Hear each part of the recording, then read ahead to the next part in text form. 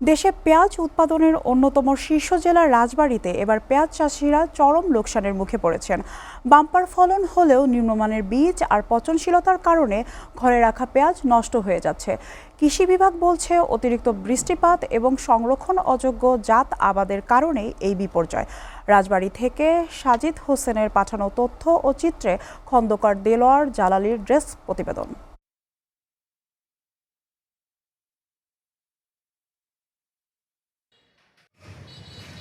পেঁয়াজ উৎপাদনে দেশের মধ্যে তৃতীয় অবস্থানে রাজবাড়ী জেলা।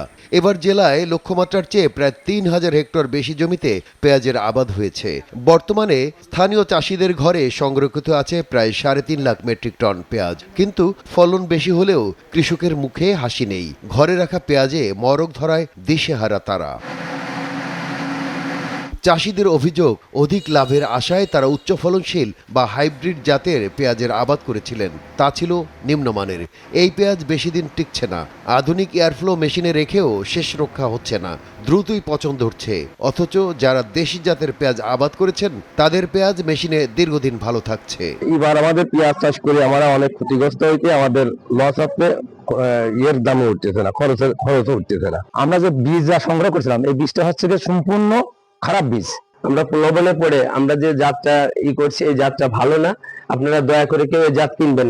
এখন মেশিনে বীজ পচে নাই, এবার বীজের কারণে অনেক বীজ পচেছে। কৃষি বিভাগও চাষিদের এই অভিযোগের সত্যতা স্বীকার করেছে। তারা বলছে হাইব্রিড জাতের এই পেঁয়াজ মূলত মাঠ থেকেই বাজারে বিক্রি করে দেওয়ার নিয়ম, এটি সংরক্ষণের উপযোগী নয়। তার উপর এবছর অসময়ের অতিরিক্ত বৃষ্টিপাতও এই পচনকে আরো ত্বরান্বিত করেছে।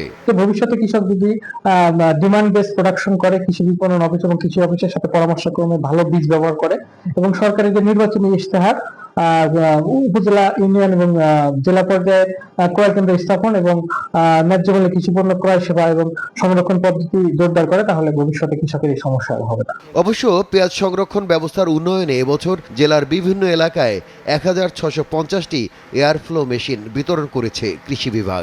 এছাড়া খরচ কমাতে সোলার প্যানেলের সাহায্যে এই মেশিনগুলো চালানোর প্রক্রিয়া শুরু হয়েছে বলে জানান কৃষি কর্মকর্তা।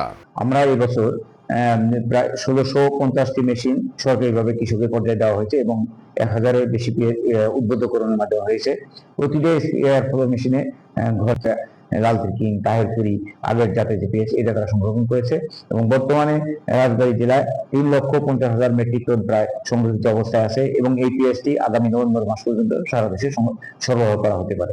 মধ্যস্বত্বভোগীদের দৌরত্ব রুখতে ও লোকসান কমাতে সরাসরি সরকারের পক্ষ থেকে পেঁয়াজ কেনার দাবি স্থানীয় চাষিদের। সঠিক বাজারজাতকরণ ও ভালো মানের বীজ নিশ্চিত করা না গেলে আগামীতে পেঁয়াজ চাষে আগ্রহ হারাবেন রাজবাড়ীর কৃষকরা। খন্দকার দেলোয়ার জালালি, এসএটিভি নিউজ ডেস্ক।